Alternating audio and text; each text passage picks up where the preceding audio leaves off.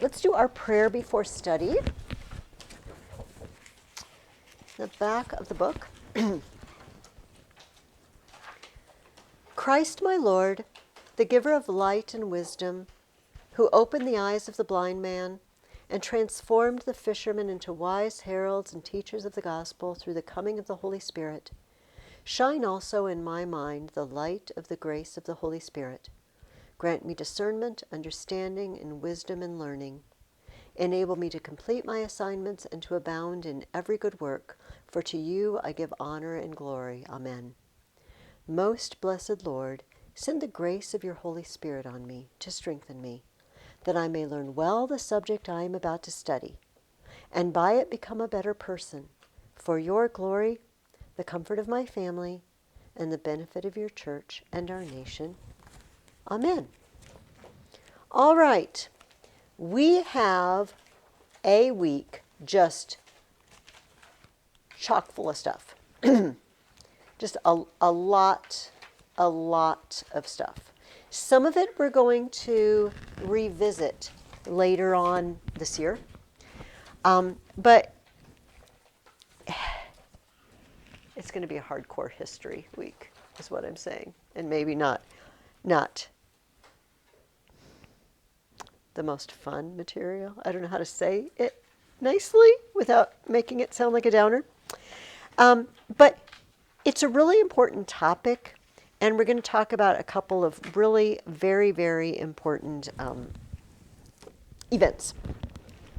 And the main subject is who's in charge, the church or the king? That's pretty much our whole week. And this might seem obvious to you, maybe not. I feel like today we might answer that. Well, do you want to answer that question? Who do you think, if you have a government and the church, who should be in charge? Who's in charge of laws and courts and whatnot? Our government's in charge. We pretty much say the church shouldn't be in charge. In fact, people say, in America, it's kind of misunderstood, but people say, the church is separate from the government. What it really is the government can't set up a church. They're not allowed to. But anyway, why might this ever have been a problem? In other words, why did the church get so powerful that leaders in the church could say, we're in charge?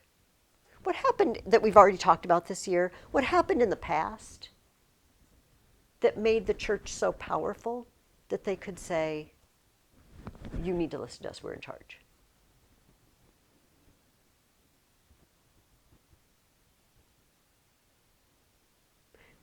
Hint. When Attila the Hun came to Rome, who went out to have a talk with him and say, please don't attack Rome? The Pope, the leader of the church. Why not the emperor? Yeah, because there really was no emperor at that point except in Constantinople. There was no power. Have you ever heard the term a power vacuum? Because they use this term. It means there was power and it got sucked away, right? And there's no one in charge, and something's got to fill that empty spot, and whoever can steps in and fills it. It was the Pope. It was the church. So way back in the 400s, 500 AD, there was no one in charge, and the church had to step up and say, we'll take care of business because the emperor's gone. However, remember Charlemagne. We also talked about Charlemagne and the Pope. The Lombards were attacking the Pope, and they were going to poke his eyes out, and he was running away, and he ran to Charlemagne, and he said, please help me. Charlemagne came and rescued the Pope. And that kind of makes it look like Charlemagne's in charge. I'm the rescuer. But then what did the Pope turn around and do to Charlemagne? Does anybody remember? Christmas Day in the year 800? Crowned him emperor. Who's more important? I feel like I might get either answer here. The guy who gets crowned emperor or the guy who does the crowning and makes you emperor? What do you think? What's your opinion?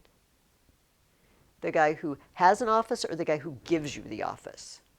Probably the guy who gives you the office. Right. If he's powerful enough to give you the office, he seems like he might be a step above you. Does that make sense to you guys? So now we have this problem because are kings always going to want the church to tell them what to do?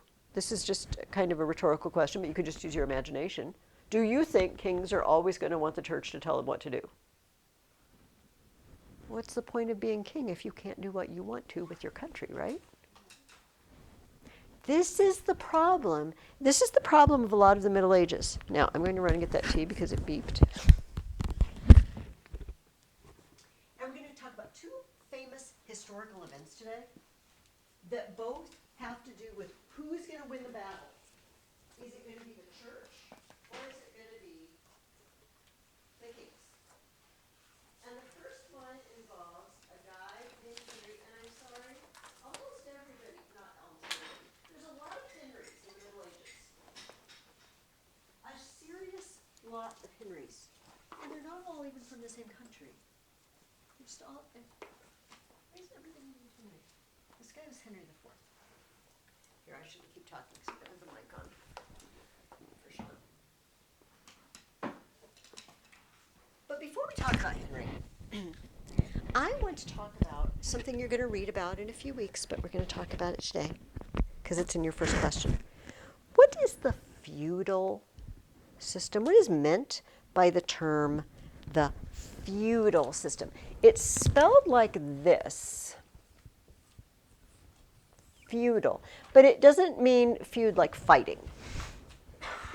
What is the feudal system? Can anybody explain it? Or do you maybe have a vague idea? What do you think? Like a government or like a king or something? It involves the government and the king, but it gives a place to every single person. It organizes society so that everybody has a slot. Let me show you what I mean. Because Gus has been hurt, he's going to be crowned king because I feel like he needs something good in his life. Gus, congratulations. You are now king of whatever, Ferguson land here. And everything is yours. All the domain is yours, all the realm. But you can't really exist just by yourself. You can't grow all your own food and fight all your own wars and everything. You need help. You need help, and you realize that. So Grace and Gianna and Riley are your three top noble women. They are the richest women in the realm. And you say to each of them, I will give you lands and a castle and honor. And if someone attacks you, I will protect you. But here's the deal. You got to give me something back. I'm not just giving it out for free. You have to give me back, first of all, part of your crops, part of your money, part of your income, because I need to eat. He's got a broken arm, can't farm right now.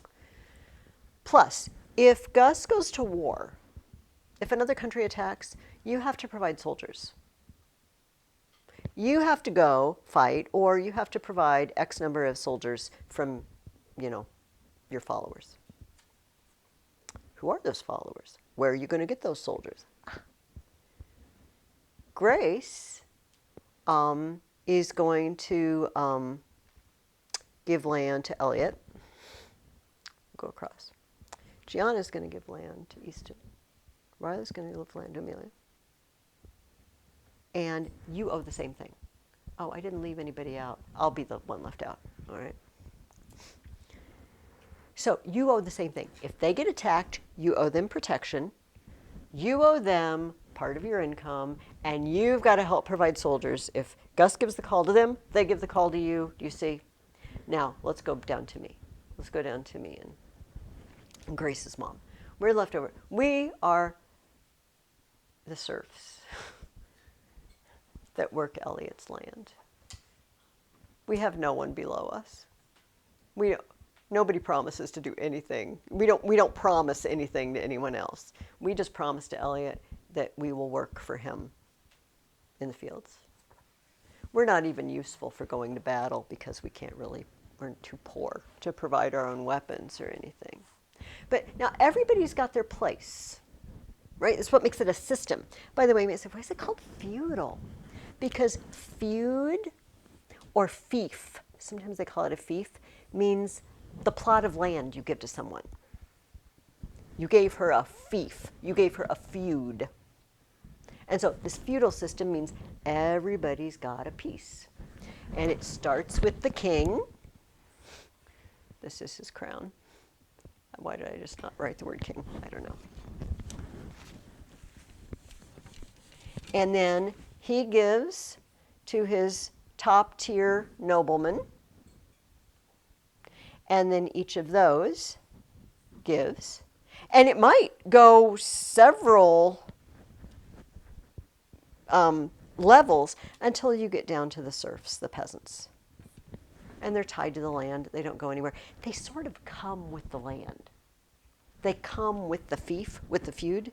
You just inherit them. And so everybody's got a place in this system. And everybody knows what their place is. Nobody really wants to work their way. You don't really work your way up. This is who you are and where you belong. Now, here's the first question I asked you guys. How did the medieval church get drawn into the feudal system? What happened to the church that made it have a slot here? Because it looks like it shouldn't have a slot. I said noblemen and knights and soldiers and whatnot, but how did the church end up involved? Did anybody find that? What was it, Elliot? Land was given to the bishops and nobles. Land is given to the church. Maybe when you die, you leave your land to the church in your will. Maybe. Maybe you leave part of it. You leave them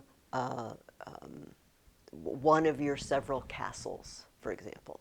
And the bishop has this, and he's got to manage it. He's got, maybe he's right here. This is the bishop, and so he's got noblemen under him. He's got serfs under him. He's managing an entire estate. He's also the bishop. He's doing both at the same time. And what do you expect the bishop of the church to be spending most of his time thinking about or doing? If somebody's a bishop, if somebody's a churchman, a clergyman, what do you expect them to spend their time doing? With church. Praying, preaching, taking care of congregations, what have you. But you see, now they don't have time to do that all the time because they've got to take care of this too. So we got sucked in. Here's something we didn't mention last week, and it's good to keep in mind. This will come up later today. Other weird things can happen with the feudal system. For example, last week we heard how the guy who was the Duke of Normandy, William, took over England and became the King of England. But he's still the Duke of Normandy. He didn't quit being the Duke of Normandy. And his sons get to be the Dukes of Normandy, everything. Is the Duke the same as the King? No, Duke's not a king. So who do you think might be over the Duke of Normandy? Who might be above him in the chain? King. The King of France. So he's by the way, these guys below you are called vassals, not vessels. Vassals. It just means somebody below you in the chain. So he's a vassal. Maybe he's one of these guys, right? The Duke of Normandy. He's a vassal to the King of France. In England, who's above him? Nobody. So if he's in England, he's at the top. If he's in France, he's not at the top anymore. The King of England is a vassal of the King of France. Do you think the kings of England are always going to want to have to take orders from the King of France? can you see how maybe England and France are not going to get along sometimes in the future? Oh yeah, big time, big time. It's we would call it a conflict of interest, right? I'm the king here, but I'm the vassal of another king here. So how much can that king tell me what to do? I'm so confused. So it was very orderly and neat, but it could cause big problems, this feudal system. Okay.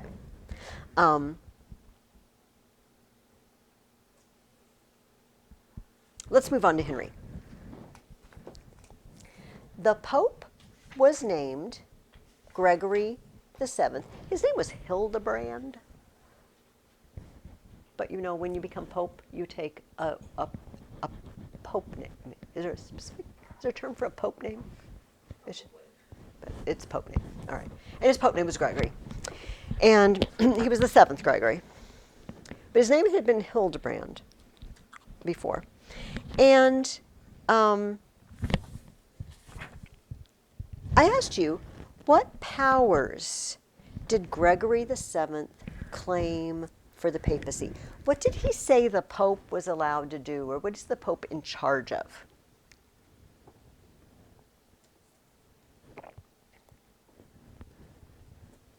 There were lots of things, so hopefully he came up with at least one. Gus is trying to read, but he is having trouble reading his own writing. Do I interpret that correctly? This happens sometimes. Oh, yes, Elliot. He was above everyone else. That sums it up very nicely, doesn't it? I am above everyone else. Here's what Dorothy Mills says. I am above all temporal powers. Temporal. What? Do you know what temporal means? I'm so glad it's Latin. Of course it's Latin. Tempus. Tempus is the Latin word for time. Temporal means that powers that just exist in time, not heavenly powers, right? So temporal powers are earthly rulers. They're not heavenly powers, right? They're temporal powers. I'm above you all. Popes are above all of you.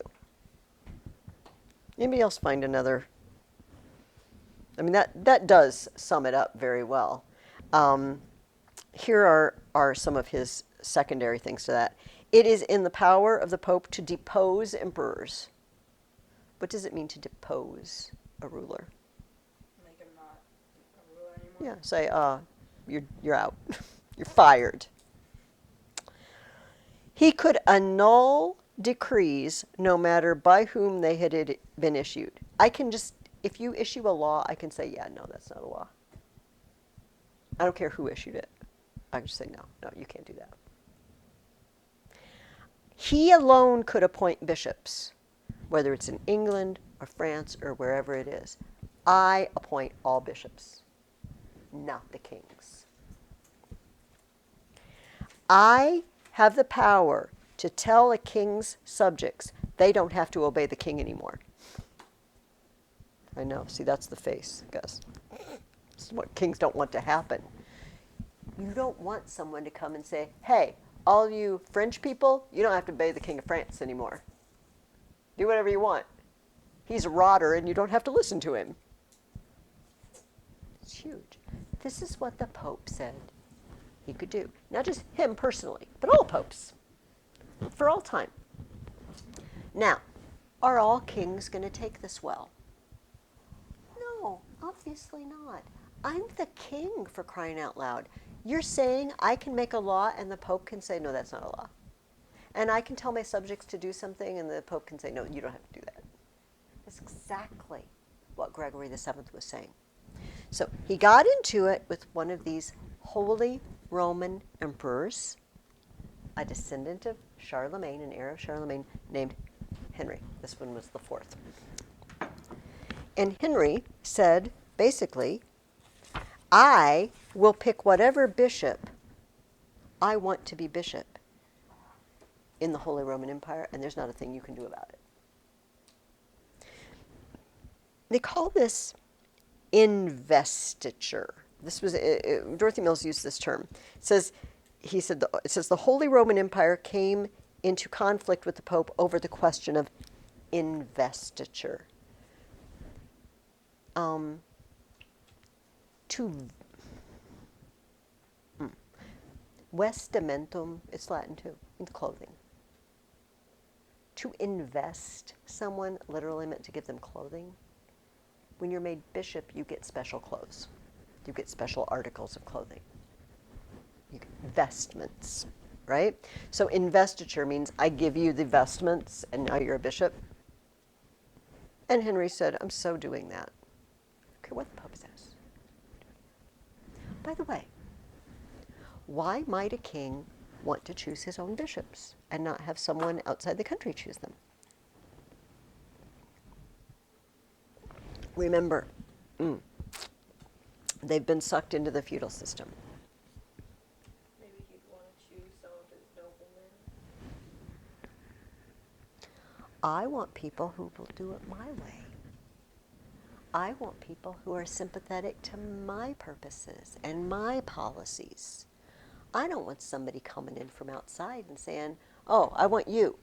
You would make a good bishop.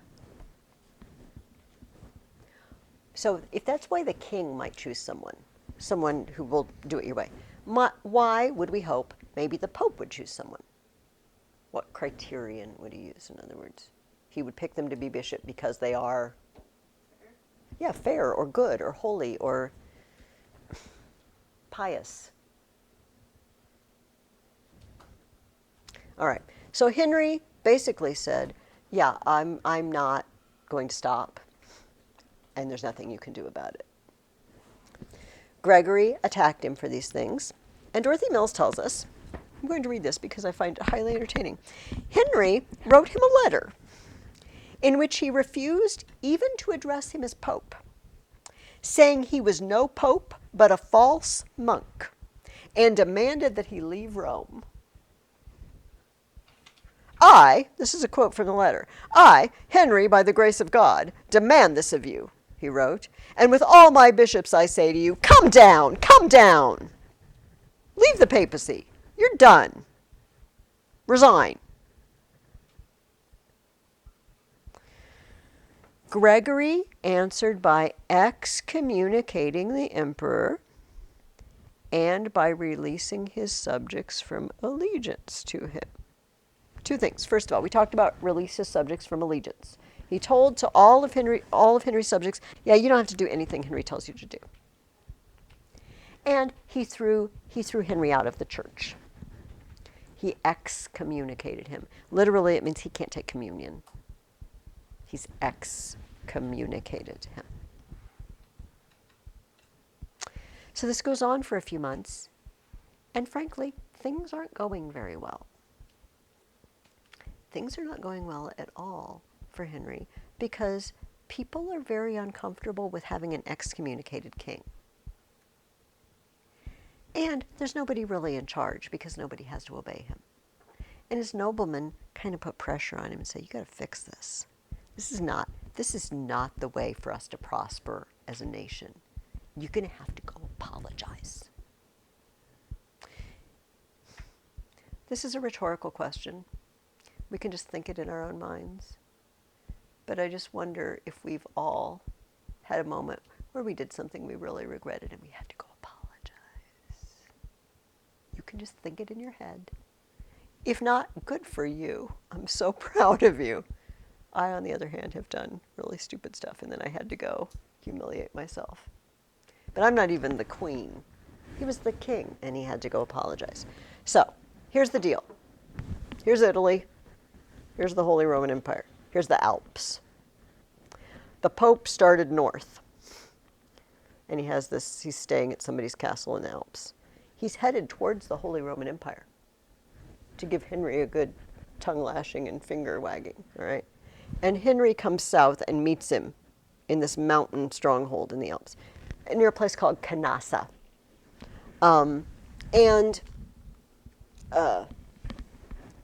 Before I blow up the next question, what exactly did Henry do at Canossa?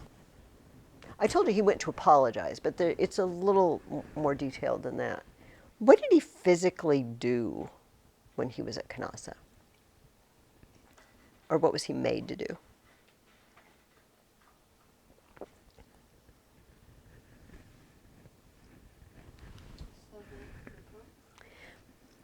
Submit, but was it just, oh, I'm sorry, I was wrong. Was it that easy? Let me read what it says. It was midwinter, and Gregory was at Canossa, a strongly fortified castle. On January 21st, 1077, January in the Alps. Y'all picture the weather? Henry presented himself at the gate of the castle, but Gregory refused to see him unless he gave up, quote, his crown and insignia of royalty and confessed himself unworthy of the name and honor of king. Henry was at length admitted into the courtyard of the castle. Courtyard open, no roof. And for 3 days he waited there in the bitter cold, dressed as a penitent, barefoot and fasting. In January in the Alps, outside. On the 4th day, Gregory received him. "Holy Father, spare me," cried Henry in abject submission. Gregory raised him to his feet, absolved him, and on Henry's accepting certain conditions, sent him away. Who was in charge? So the Pope. Really, really, really in charge. You can't even come in till I say. And then you're going to have to say you're not even worthy to be king. And I'm not giving you back the kingship until you agree to certain conditions. Very much the Pope was in charge. Henry went home, but by the time he got there, some of his subjects, who had been absolved from allegiance to him, didn't like what was going on, so they elected a new emperor. So when he got home, there were 2 emperors. And then he went home and he just did whatever he wanted. He kept making bishops. And Gregory complained again. I know. Gregory complained again, and he excommunicated him again. And then Henry had a new pope elected. Now there's 2 emperors and 2 popes.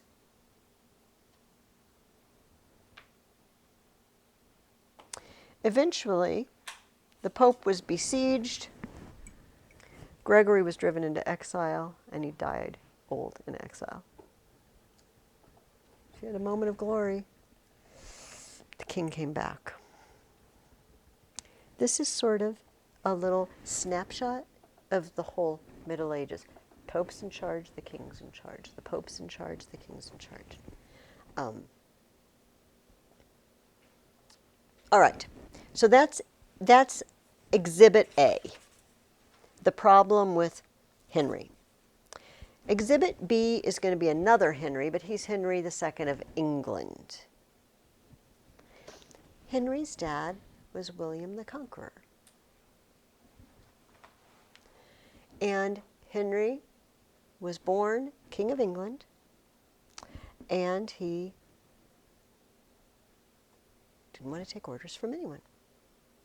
So there were 4 important principles, I asked you, between England and the papacy. Did anybody find one thing? What's one thing that the Pope and the King of England were arguing about? Just give me one.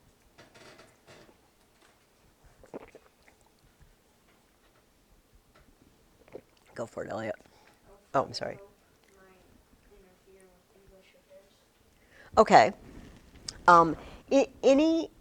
Any particular, what kind of affairs? Did you write down anything in particular, or? I think maybe this is what you're thinking of. It says the first controversy was over papal jurisdiction. That's sort of affairs. What literally does jurisdiction mean? Does it mean what jurisdiction? If you have jurisdiction.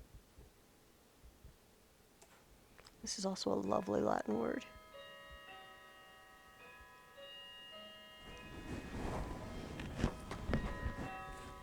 Let's get rid of the serfs. Oh, my pen is pooping out on me.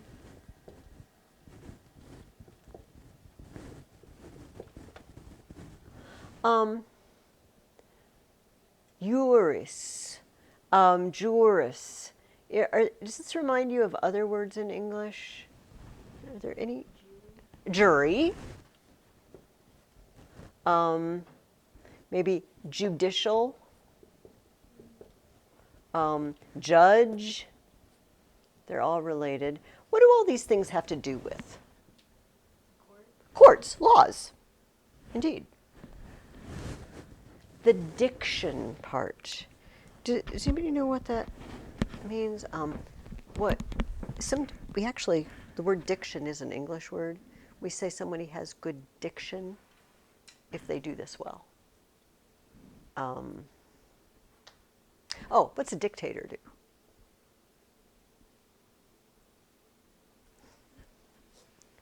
Like tells people what to do. Tells people what to do. Diction is speaking. Dictators tell you what to do. Jurisdiction means speaking the law. I'm in charge of the law. In other words, here's what the word jurisdiction means. What I say goes. What I say is law. It's a fancy way of saying that. And the Pope obviously said, I have jurisdiction. Remember what Gregory said. I can tell any country, if you make a law, it's not a law. I don't like that law. Henry said, I don't think so. I don't think so. My dad conquered England fair and square, and now it's mine. The second thing was that investiture, again. Who makes bishops?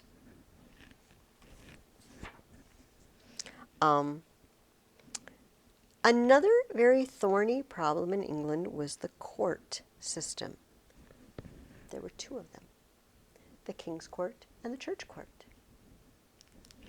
If you go to the Church Court, the worst punishment you can get is to be fined or maybe fired from your job. If you go to the King's Court, they can execute you. Which one do you think people want to go to? Church court. Oh, so want to go to the Church Court. So I do everything in my power to get into the Church Court. How do you get into the Church Court? Well, you are a churchman, a church person, right? You're a monk or a priest or a member of the clergy. But it got to be where, because monasteries and churches employed all sorts of record keepers and scribes and stuff, basically anybody who could read and write, they called that a clerk, if you could read and write, claimed to be affiliated with the church. But I'm a clerk, but send me to the Church Court, not the King's Court. And the church said, okay. They were just letting everybody come in. And then not punishing them very severely. Okay, so this was the situation when Henry II needed to find a new archbishop at Canterbury. The old one was gone, and there was a guy who was his friend, and his name was Thomas Becket. Second, let me see okay. I will not blow up this question. Thomas Becket was his buddy. They went hunting together, and had drinking parties and all sorts of larks, and great. And so this job came open, and Henry said, oh, I will have Thomas Becket be the archbishop. And what do you think Henry thought Thomas would do in return? He's his buddy. What does he expect him to do when he becomes archbishop?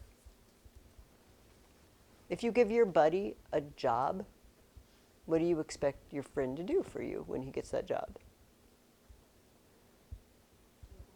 What? Do it well. That's very nice of you. I was thinking something a little more nefarious. Maybe agree to anything you say. I get the church guy in my hip pocket, as we would say. He's my buddy. If I tell him to do something, he'll do it. Great. So, Thomas Becket, congratulations. You are the new Archbishop of Canterbury. Here's what I want you to do. First of all, we got to stop with the church court thing. This is getting out of hand and ridiculous. There are thieves and murderers who are showing up at the church court, and hardly anything is happening to them. They should be in the king's court. They shouldn't be covered by the auspices of the church. I don't care who they are. But for some reason, Thomas Becket, the moment he became the archbishop, he changed. He took it very seriously. He said, I speak for God now. I can't just do whatever I want. I can't just do whatever the king wants. I speak for God. And he wouldn't do it. He said, no, that's the way it works. Churchmen, church court. That's the way it works. I will defend it. The king got so mad, eventually Becket ran away to France in exile, and then he came back. And he still wouldn't agree. He still wouldn't do it the king's way. Finally, King Henry was in France. Remember, he's Duke of Normandy. He goes back and forth. Before I tell the story, somebody tell me what happened to Thomas Becket. He got murdered. He got murdered. Because King Henry was hanging out. He was out riding the countryside on his horse with 4 of his knights. And he was ranting and raving, and he was really mad. And he lost his temper. And he said, who will rid me of this troublesome priest? He says he was just kind of spouting off. You know, he was just angry. But the 4 guys with him heard, who will rid me of this troublesome priest? Gotcha. I know exactly what you want us to do. They go to the coast. They get on a boat. They head over the English Channel. They ride straight to the cathedral at Canterbury. They burst in the doors. And Thomas Becket is there getting ready for Vespers service in the evening, and they just murdered him right in front of the altar. Just stabbed him to death.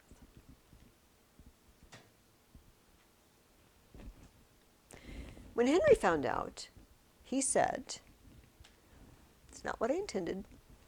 I didn't mean anybody to do that. You misunderstood. I was just talking. He went, he cried over Becket's body and was very penitent, but nobody knows for sure if that was all a show. If he really was glad he was out of the way, nobody knows. Almost immediately, people saw Thomas Becket as a martyr because he stood up for the rights of the church. He was standing for the church, and they came and murdered him because he stood for the church. So people started making pilgrimages to where he was buried at Canterbury. And we're going to talk more about that, I don't know, in December maybe. But I got to go to Canterbury in 1984. And there's stone, it's all stone steps, very wide. It's not just like my steps going down there. It's a really wide passageway, not very many steps, maybe 10, 12 steps, if I remember correctly. And then you go down and there's a sign that says, here was Thomas Becket murdered, and it has the date and everything at the spot where he was murdered. You go down the steps and you reverently see the spot, and then you move on. There's no, it's a one-way flight of steps, if you get my meaning, and then there's a passage you follow. Anyway, people for centuries went there to venerate the relics of Thomas Becket and to pay their respects to Thomas Becket. So much so that when I was there, the stone stairs, they were worn away by the feet. The middle, there was a depression of tens of thousands of feet for centuries going down those same stairs. It was very cool. Now, in the Henry versus Becket fight, who seemed to win? The king or the church? The king. looked like the king, I mean, when you murder the opposition, you kind of are the winner there. Although maybe not completely, because people were not very happy with Henry. People really liked Thomas Becket. It's not smart to murder people that all your subjects really, really like. By the way, don't murder anyone, ever. That's never good. But in this case, it was very, very not good because he got on their bad side. Okay, so we have, what's the score? Pope won, except later the Pope was driven into exile. And so maybe King won there. And then King 2. But then maybe Church, because now people are turning against Henry because he's murdered somebody they really like. So maybe the score is roughly even. What happens next? Well, Henry had 2 kids. And we're going to meet both of them again later. But I'm going to follow this path out because there's more than just the church and the king at stake in England. Henry's oldest son was named Richard, and Richard had all sorts of adventures that we will talk about later, and then he died. And his younger brother John became king. And John was kind of a rodder. I don't know how to put it nicely. John wanted to fight lots of wars and do lots of things that he needed money for, and he really wanted his subjects to give him money. He wanted them to give him lots of money, taxes. And maybe sometimes you hear your parents complaining about high taxes or something. This could happen. People don't like to pay taxes. I mean, to a certain extent we do because we like the things that the taxes pay for. But if we think that the government's doing something stupid with our taxes, we don't love paying it. It's the same back then. They wouldn't give John money for his stupid schemes, and they were really, really tired of it. Well, John got distracted because he was arguing with the church again. Again, they've got to pick an archbishop, and he picked one. Not supposed to do that. And the Pope said, I don't like your choice. Here, this guy is going to be archbishop. And they sent him, and John wouldn't accept it. He said, no, I don't like your choice. Finally, they picked a third guy, and he was accepted all around. But while they were wrangling over this, the Pope pulled out one more weapon. We've met several weapons. Your subjects don't have to obey you. That's one weapon. The king is excommunicated. This is another weapon. But there's another one. He put England under interdict. What does that mean? Before I tell you what it means, I want you to think about all the things the church did in the Middle Ages. If you got born, the church baptized you. If you got sick, the church anointed you with oil and prayed over you. If you went to school, the church ran the school. If you got married, the church got you married. If you died, the church buried you. Every step of your life was ruled by the church. And every Sunday you go and take communion. Interdict tells a country there's no church. Church is canceled. No baptisms, no weddings, no funerals, no communion, no anything that the church does. No school. Schools all close. The church shuts down. That's what the Pope did to England. Because he was so mad at John. He learned nothing from his dad's problems with Becket and wrangling with the Pope. Well, let's just think about that. You're a parent and you've had a new baby, but your baby can't be baptized. How do you feel about that? Not good. You want to get married, but you can't get married because there's no church. How do you feel about that? Good. Your grandpa dies, but you can't bury your grandpa because you don't have a priest to do the service. People got really, really upset. The noblemen, not just the common people, the noblemen got really upset. And they did something to John. They invited him to an island in the Thames River, and he came. And basically the nobleman said, John, here's the deal. We wrote out a paper, and it's a list of all the things we expect from you, and you're going to sign it, or you're not leaving. He did sign it. That paper is really famous. We'll meet it again later, but it is called the Magna Carta.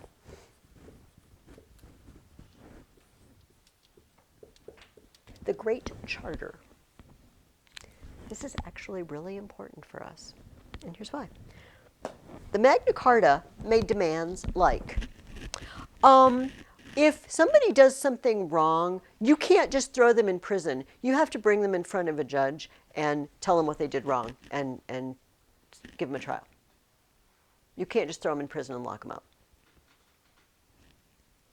If somebody does something wrong, we have a right to be in front of a judge and be judged by say 12 people that would hear our case, people like us who will decide whether we did it or not. They said, if the king wants money and he wants to raise a tax, he has to ask us, and we have to agree. We have to agree to the taxes. We have to vote on it. He signed it. That document was the start of the rights of Englishmen. Englishmen said, we have certain rights. A right to trial by jury. A right to be taxed with our consent. A right, the other right's called habeas corpus, the one that says they can't just lock you up in prison. They have to bring you in front of a judge and accuse you of something. And you might still say, why do we care? Don't care. But you do. Here's why. When the American colonists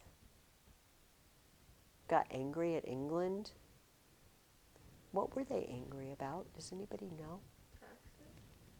Tax. Did they just not want to pay taxes, or was there something about the tax that bothered them? It was too high. Actually, it wasn't very high. It was something else. No taxation without, have you ever heard the catchphrase in your American history? Without representation. In other words, your parliament, your elected officials get to decide whether or not you agree to the tax. It's Magna Carta. And John signed that, and he said, that's the rights of Englishmen. And the colonists said, whoa, whoa, whoa, whoa, whoa. You, over in England, King George, you can't tax us. We have assemblies, the colonies have our own parliaments. We might be very happy to pay these taxes, but we get to vote on it. And George said, no, you don't. You'll do whatever I say. And they said, well, wait a minute. We're English subjects. We have the same rights as all Englishmen. All the way back, it's been, at this point it had been 500 years. And George said, I don't care. Pay. So you guys know what we did. We dumped a bunch of tea in the harbor rather than pay taxes on it. We did everything we could to not use the things that were being taxed, just to stick it to England. And eventually we said, this is intolerable and we're not going to be your colony anymore. We're going to be your own country. And it's all from this moment. When John signed that paper, he tried to wiggle out of it later. He didn't just go away gently. But it stuck. It stuck. And England was always a little different from France and a lot of the other European countries because they had this tradition that citizens have a say. The king can't just tell them what to do. They get to vote on things. They have a parliament. And that's our tradition. That's part of the reason we have the government we have. It's because that's where we came from. Anyway, that brings us all the way up to American history. Yay. I realize this is not, it's hard to make this material exciting for you. Do you know what I mean? It's just not knights and jousting and castles. That's awesome. And it's like, battles between the king and the church and Magna Carta. But it sets the stage for all the rest of the Middle Ages, because this is going to keep happening. Keep it in your background of your mind, right? That all the time, the church is saying, we're more important than kings because we have care of your immortal soul. And kings say, yeah, but you can't just welcome criminals into your courts and let them off lightly. There should be things that the king is in charge of too. And they weren't sure where the line was. And that's much of the Middle Ages. Okay. Is there any comments? Any questions? Does that make sense? We are not meeting next week. I will see you 2 weeks from today. So I was going to say don't come to my house next week. If you come, I will answer the door. But there will be no class here, so don't bother. But I'm not giving you extra to do, right? The reading, it's just a reading for 1 week, but you have 2 weeks to do it. So we're going to read chapter 9, but we already read part of chapter 9. We read it, it's about St. Benedict and the monks. We read it before our first class. So in your reading guide, it says chapter 9, parts 2 through 4. That's why, because you already read part 1. If you read part 1 again, that's fine, if you want to refresh your memory. It's not going to take you very long. But that's what we're doing for next time. We're also finishing The Children of Odin, which I've left us plenty of time so that we can talk, because things are getting pretty down and dirty with Loki. He's was mischievous last time, but this time he's just out and out evil. And we are going to write another paper. But before we talk about the paper, and it's on the subject, which you're going to read about, I brought this in. Do you remember I showed you that book of Kells? The big book with the rat who had the communion wafer and the cat was chasing the cat. This is another famous manuscript. It's the Lindisfarne Gospels. Lindisfarne was, so this is England here. Kells was up here on this side, and Lindisfarne was up on the other side in the northeast. It was an island just off the coast with a monastery, and they also copied another beautiful, beautiful book of the Gospels. This is the beginning of the Gospel of Matthew. This is the book of word Liber, Liber. Liber means book. This is the book of the generations of Jesus Christ. Matthew begins with a genealogy. I'm going to pass this around, though, really quick, because I just want you to take a look. It'll almost be awesome if we had a magnifying glass here at the incredible level of detail. Yeah. So pass it around. And while you do that, I'm going to come around the other direction to Gus, and I'm going to pass out it's very large this time, our handout for our writing assignment. And we're going to talk about that a little bit. And then we'll talk about the Children of Odin. Here you go, Grace. I'll just pass them out because they're kind of awkward.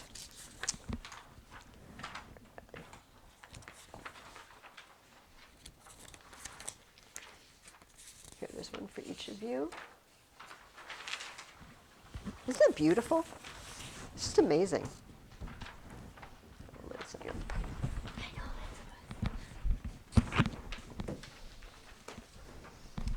Cathedrals. Since we are talking about the church, and part of what Dorothy Mills tells you can just lay it down there when you're done, Gus, is about cathedrals. First of all, does anybody know what makes a church a cathedral? Some of you I bet do. What makes a particular church the cathedral?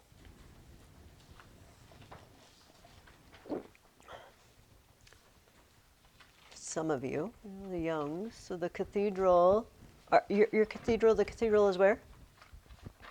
Where's our cathedral? In Peoria. And something else is in Peoria. What makes the cathedral? Is that where the bishop's at? Mm-hmm. cathedra. What am I doing with my marker? Cathedra is a Latin word, another Latin word. It's a word for a chair. It's a fancy chair. For the Romans, it was the name of the chair that so the judge would sit on, the magistrate, the guy in charge. And it came to be the bishop's chair. And so it's where the cathedra is, where the bishop sits, is the cathedral. So sometimes we think it's just a fancy church. Sometimes people just use it that way. It's just a super fancy church. But technically, it's the place where the bishop is. And here's what I would like you to do. I want you to listen. I want you to listen carefully to the directions. And I want to make sure nobody has any questions, because I'm going to kind of turn you loose on this one. Okay. But first, before we do anything, I'm going to tell you that I want you to write 2 paragraphs. You wrote 2 paragraphs on the Bayeux Tapestry, right? Mm-hmm. 1 on something new. 2 paragraphs. If you have 2 paragraphs, how many topics do you have? 2. 1 paragraph is 1 topic. Now, I know that the overall topic is cathedrals, but without looking at that paper, I know you've probably glanced at it, but even just without looking down, can you think of something you could potentially write about that has to do with cathedrals? What's a topic that might have to do with cathedrals? What do you think, Elliot? Building of them. Okay, so how they were built? This is a good topic. How did they build them? How built? You don't have to write these things down, by the way. Okay, this is really intolerable. I have to go get another bookmarker.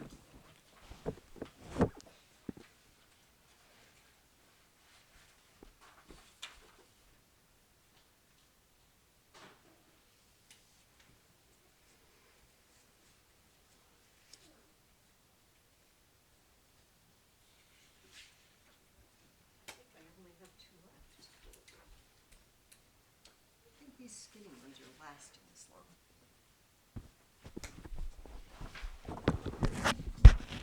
Okay, how were they built? This is a very good question because they didn't have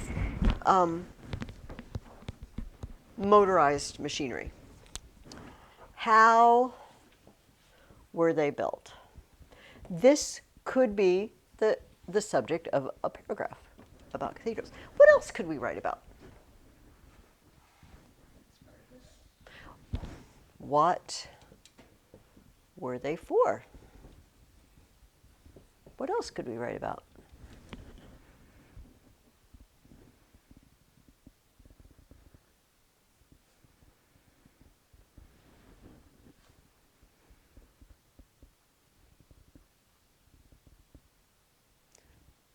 What do you think, Gus? What do they do there? What do they do? That could be what are they for, but what happens there? How about if you were writing a paper about your house, not the cathedral, but your house? What would your house have? What's in it? Yeah, what's in it, or what are its parts? Its parts and furnishings. We could say that would cover what is in it, wouldn't it? Rooms, areas, and also furniture. Can we think of anything else? How did they build them? What did they build them for? What did they do there? What are the parts? Maybe styles. If there were different styles of cathedrals. Houses have different styles, don't they? Maybe styles.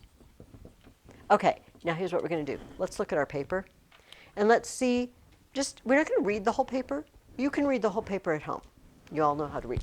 But let's just glance at it and see which of these this paper seems to talk about. Is there anything up here that you kind of notice? Some sections have titles. There are some pictures. What do you think this paper is telling you about? What do you think, Elliot? Mostly about how they're built and what's in them. Okay, so what makes you think that it talks about how they're built? Because some of the headings on them talk about, like some of the things in the pictures. The pictures really give it away, don't they? Look at there's man-powered machinery and workmen down there, and then over on this side, there's how they're building the arches. It looks like definitely there's information on here on how they're built. So how they are built seems to be something we could write about having this paper. Is there anything else up here that it seems to talk about?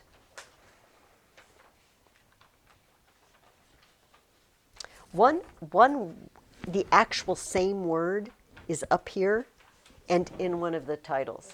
Style. This is a new style. What else? I see one called size and shape and one called columns, aisles, and arches. What do those both seem to be talking about? Size, shape, columns, aisles, arches? Whatever it's parts and furnishings. Okay, so there's 3 and we only need 2. So does it really matter whether it mentions what happens there or what are they used for? It doesn't really, because we've already discovered 3 things we could write about, but we only have to write about 2. Does that make sense to you guys? So you get to pick. If you read, and here's what I would do. Before you pick, I would just sit down. How long would it take you to read this whole sheet? Yeah, a few minutes. This is not difficult. I just sit down and read through it. And then I'd choose, I think I would like to talk about how they built them and what are its parts, because there's tons of information about that. Pick 2 topics, and here's what you should do at home. Get a piece of paper and make an outline. I would like to see your outline. And since it's 2 paragraphs, you're going to need 2 outlines. Why don't you shoot to see if you can find at least 5 pieces of information? 5 to 7 pieces of information. Say, and a clincher. You can copy this down if you feel like you need to, or if you think, I got it, we've done enough of these, no worries, and then clincher. And then write your first topic. Maybe I'm going to choose, you don't have to choose these, how cathedrals built. I would write one topic, and then parts of cathedrals. Those would be my 2 topics. Those do not have to be your 2 topics. It's just an example. Then what do you do next? What will be the next thing you do to make this outline?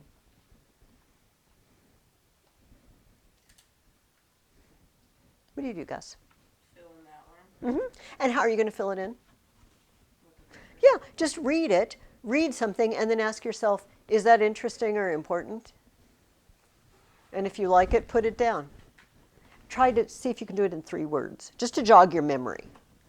You know, you might read a sentence, and it might have several pieces of information, and you think they're all interesting and important. You could fill several lines out of one sentence. What happens when you get 5 to 7 pieces of information? You're done. Move on to the next one. It doesn't even matter if there's more information. You don't care. You've done your job. Then you keep reading and you move on to the next one. You read something and you say, is this interesting or important? And does it have to do with my topic? If these were my topics and I read a sentence that said, people liked to have lunches in cathedrals. Does that tell me how they're built? Does it tell me the parts? So I don't care. That is so not what I'm writing about, so I ignore it. I just write down what's interesting and important from my topic. Does that make sense? We good with that? And then turn them back into sentences. And just to remind you about the clincher, so we start with a topic sentence, right? It must have been very difficult to build cathedrals without modern machinery. Oh, okay. What are they writing about in this paragraph? Building cathedrals, how they're built. And then you tell me some interesting and important things. And then you repeat or reflect that. Building cathedrals could be a dangerous job. Oh, yeah, this was about building cathedrals. And then the same with this paragraph. Are we good? Give me a P1. Remember, that is with words, just 3 words of the same size, same type. P2, phrases or clauses. I think all of you are nailing these. There's no problem here. And a strong verb. I think I did. Oh, I did, because I thought, you guys, this is getting boring for you. I added a new one. Are we keeping a list in the back of your reading guide? Okay, turn to where your list is, and let's add a new one. Alliteration. I love alliteration. What is alliteration? Yeah, Gus. Isn't it where you use like a couple of the same letters to start like words of a sentence? Yes. So it's to be really good alliteration, say at least 3. Here you can write alliteration, then you can write this definition. 3 words in a sentence. I'm going to do it in my definition. At least 3 words in a sentence that start with the same sound. Look what I did. Sentence, start, same sound. The word sound is important because it doesn't mean they start with the same letter. For example, cat and ceiling both start with the letter C, but they don't start with the same sound, right? However, cat and kindergarten start with the same sound, but one of them starts with a C and one of them starts with a K. This is also weird in English because we have the CS thing. We have the GJ thing. We also have some weird sounds like sh and f. So the word sentence and the word shower don't alliterate. They don't start with the same sound. One starts with a s and one starts with a sh. Even though if you looked at them, they would start with the same letter. Does that make sense to everybody? So somewhere in your paper, see if you can put, and notice mine, they don't have to be in a row. I have 4 of them that are alliterating, and there's these 2 are together, but the other ones are separated, and that's fine. That's fine.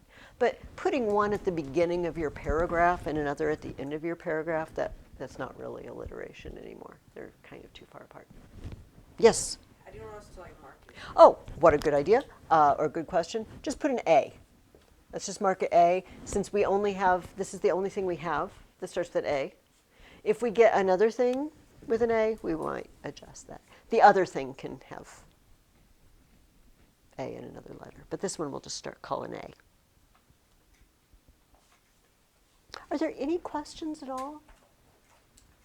So I want you to do all of that over the 2 weeks, but it's really not that much. Honestly, it's an easy amount of work to do in 1 week, but you've got 2 weeks, so you should be able to chill a little bit. I also want you to finish the Children of Odin, which I'd like to take the rest of our time together to talk about. But any questions before I move on? And we'll just discuss Loki's bad behavior. Just bad behavior. What has brought on, does anybody remember what has brought on Loki's train wreck of behavior? What did he do, Elliot? Like eat the heart of a witch or something? He ate the heart of a witch named Gulvig. That's yucky, needless to say. Let's talk a little bit about this witch, because it seems to have a profound effect on Loki. First of all, let's go back to the story. Once upon a time, Loki and Odin were wandering the earth, as they do, for kicks. And they came near this fountain and stream, and there was an otter there, if you recall, and Loki just killed the otter. He just shot it for no reason. Because he can. Because Loki causes trouble. And then they go to this guy's house, and he calls his two sons in. He says, "Oh, let's have dinner." He calls in. He has a son named Fafnir and a son named Regin. You might want to keep those names in mind because we're going to meet them again later. Fafnir and Regin. He says, "Oh, and my other son isn't here. He's called Otter,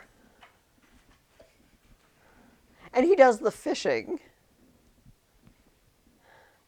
Loki says, "Well, that's quite a coincidence. We killed an otter. I killed an otter on the way here." The guy's like, "What? You killed an otter?" "That was my son Otter." Unclear why his son is an otter. Yes. I thought he said he turned his son. Oh, he did. He did turn him into an otter. I guess what's really unclear is how all these people are getting turned into animals or turning themselves into animals, because Andvari the dwarf is also currently a fish.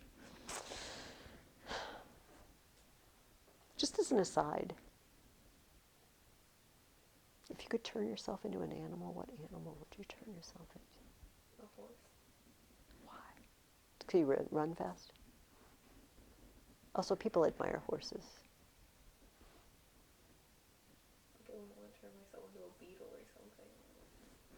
Somebody step on you. Something for you to think about. Maybe the answer would be different at different times, depending on what you wanted at the moment.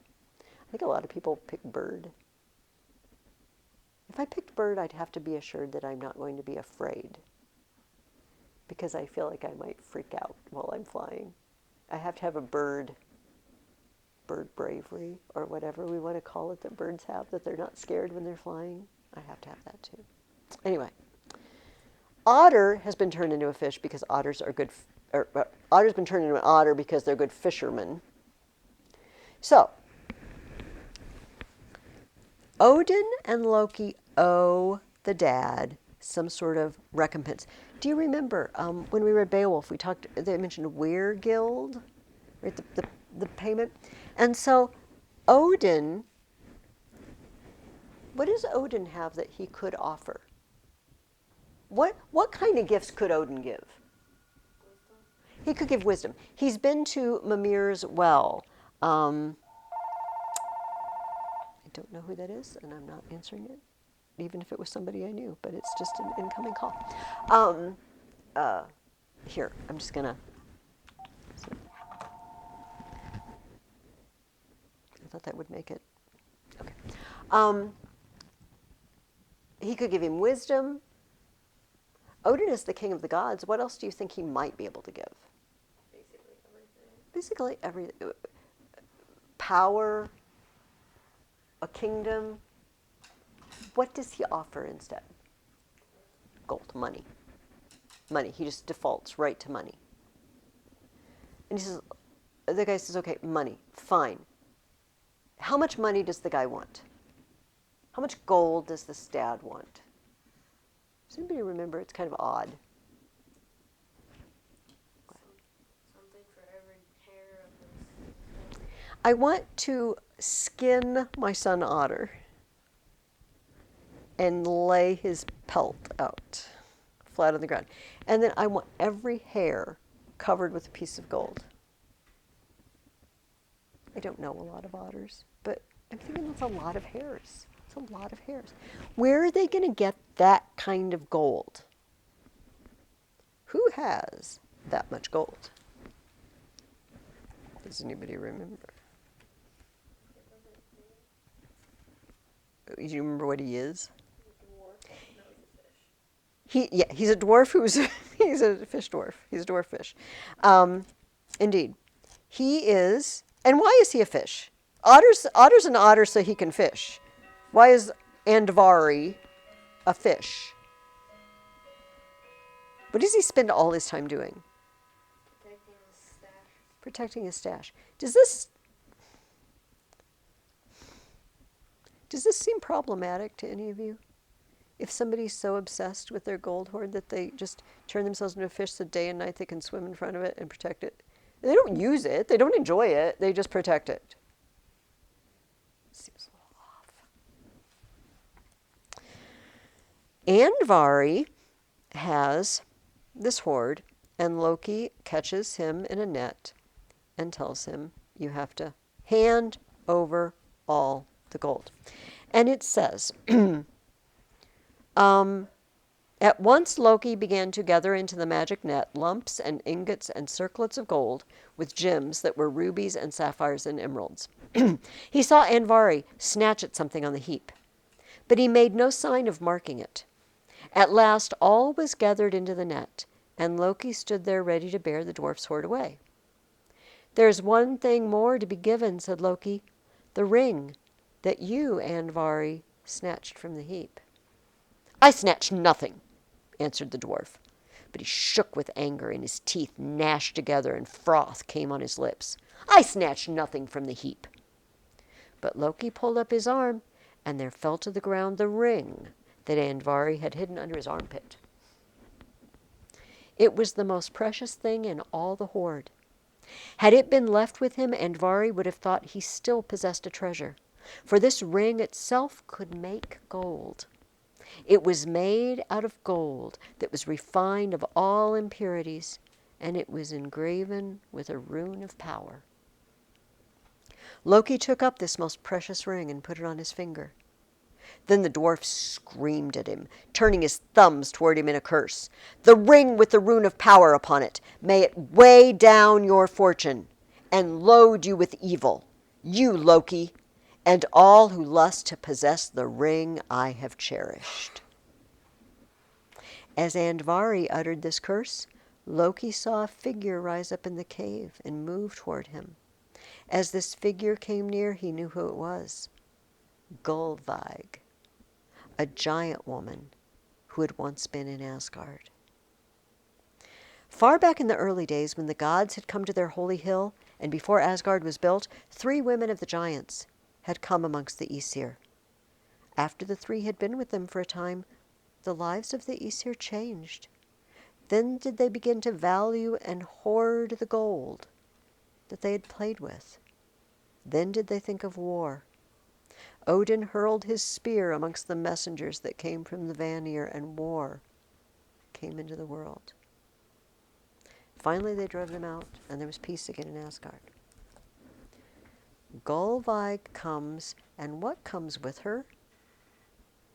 What is her curse, do you think? Do you think Andvari had that curse on him? He turns himself into a fish and he doesn't do anything except guard his gold? Yeah. So, Loki takes the gold back and they cover all the hairs. But the dad says, whoa, I see a hair. With nothing on it. Peace, old man, said Loki roughly. All the dwarf's hoard has been given thee. You may not go until every hair has been covered, Hreidmar said again. There is no more gold or gems, Loki answered. Then you may not go, cried Hreidmar, springing up. And then Odin saw the gleam of gold on Loki's finger. It was the ring he had forced from Andvari. Thy finger ring, said Odin. Put thy finger ring over the hair on the otter's skin. Even Loki doesn't want to give it up. And he's forced to. And Gullveig comes to Asgard. So, eventually she is basically murdered in Asgard. Second murder in Asgard. And Loki eats her heart. It says, Loki was far away when all this was done, the killing of Gullveig. Often now he went from Asgard and his journeys were to look upon that wondrous treasure that had passed from the keeping of the dwarf Andvari. Where did Loki go? He took trips to do what, did it say? Just to look at the treasure that Hreidmar and Fafnir and Regin have now. It was Golvik who had kept the imagination of the treasure within his mind. Now when he came back and heard the whispers of what had been done, a rage flamed up within him. For Loki was one of those whose minds were being changed by the presence and the whispers of the witch Golvik. So much so that he went completely off the rails evil. What does this remind you of? What do we hear about riches in the Bible? What does God have to tell us about the possession of riches? He tells us several things, but is there anything notable that you can remember or think of? Not to make them an idol. Not to make them an idol. He said, where your treasure is, your heart will be there too. What are we told in one of the epistles is the root of all kinds of evil? This is a verse that's often misquoted. It says, for blah, blah, blah is the root of all kinds of evil. What is blah, blah, blah?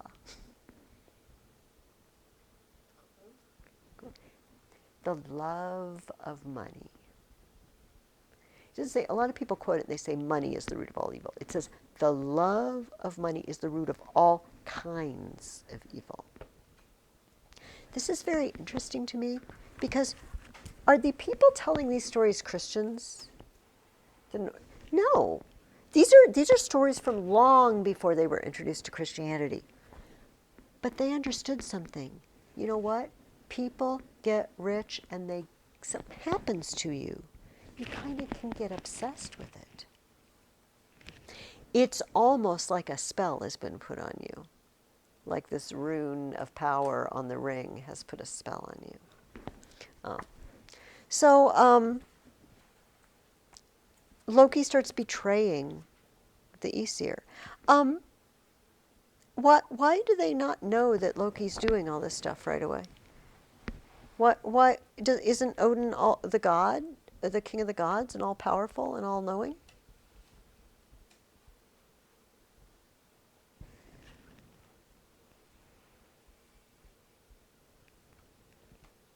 Is Odin all knowing? He's not. He's not. Loki is bringing down Asgard. And he can do it because the other gods don't know everything. Did this surprise, so those of you who are, know the Marvel movies, right? Okay, I haven't seen all of them. I've seen some of them. And then there were just too many of them. Do you know what I mean? It's just too much going on. I'm just tired. I'm tired. I can't keep up with this anymore. But I've seen a couple. So does he ever, I'm asking you for information if you've seen a lot of them. Is he out and out evil? Like, does he do anything in the movies that's out and out evil, or is he just sort of irritating? Is he evil? So would that fit with the actual stories pretty well? He doesn't eat a witch's heart, does he? Okay, I didn't think he would. Oh, well, that's no good. Okay. I wondered if there's anything else. Oh, even before he went bad, what is his relationship like with Thor in the stories? Would you say, Gianna? Tell me more about that. Why do you think so? Well, he just randomly cut off his Thor's wife's hair. Okay, that's just wrong. What? This makes me wonder something. Did any of the other gods go totally off the rails evil because Golvik was in Asgard? Said they were kind of thinking more about gold and hoarding it. But are they on a rampage now? No, only Loki is on a rampage. Why do you think Loki went so bad, but the other gods just were a little messed up? Do you see, does that question make sense? Loki, it didn't affect everyone equally. And I'm wondering, is there something about the way Loki was before that made him an easy mark? Yeah. He was already kind of mischievous. He already got up to no good. And pushed him over the edge. So he cuts off Thor's wife's hair. Anything else? Any other notable experiences in his relationship with Thor? For example, when Thor has to dress up as a woman to get his hammer back. If your friend does something embarrassing, what should you do about that? What would be a good friend-like thing for you to do about that embarrassing thing? Tell everybody about it? Maybe keep it to yourself. What does Loki do about embarrassing things? He just broadcasts it. Hey, everybody! How about Thor did? He dressed up like a woman. And what? And then he proudly tells the story of how they went to the giant's realm, and they slept in the mitten, Skirmer, in the whole episode, where they found out later that it really was the giants were playing a joke on him. But at that point, they didn't know that. He thought Thor was just a weakling and he couldn't wrestle the old lady, and he just broadcasts it. Loki's a very strange character. One last question. Would these stories be more boring if Loki wasn't in them? I think so too. I was kind of wondering, why would we have a character like that? It's lively, isn't it? It's very lively. The third part of the Children of Odin that you're going to finish for me over the next couple of weeks is a little different, because we're going to meet some non-gods and giants and some human beings. But I just want to leave you with a reminder of Fafnir and Regin, the brothers of Otter, and the possessors of the Horde, including a cursed ring with a rune of power on it. So just keep that in mind, because it's going to come back. We're a few minutes early, but does anybody have another story you want to talk about, or any questions? I really like the story where Thor and Loki went to the peasant hut and he killed his goats, and then Oh. he broke his leg. Oh, yes. And what was did we ever hear, we know they took the young boy with them, right, as punishment? Did we ever hear about him again? No. After the giant city, Yeah, after the giant city, they just, did they send him back? We don't know.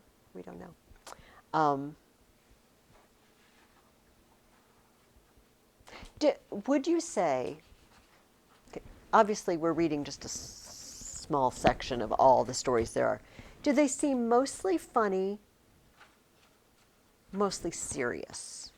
Or do you feel like the stories so far have been a pretty even mix of silly goofiness and some serious, kind of a balance?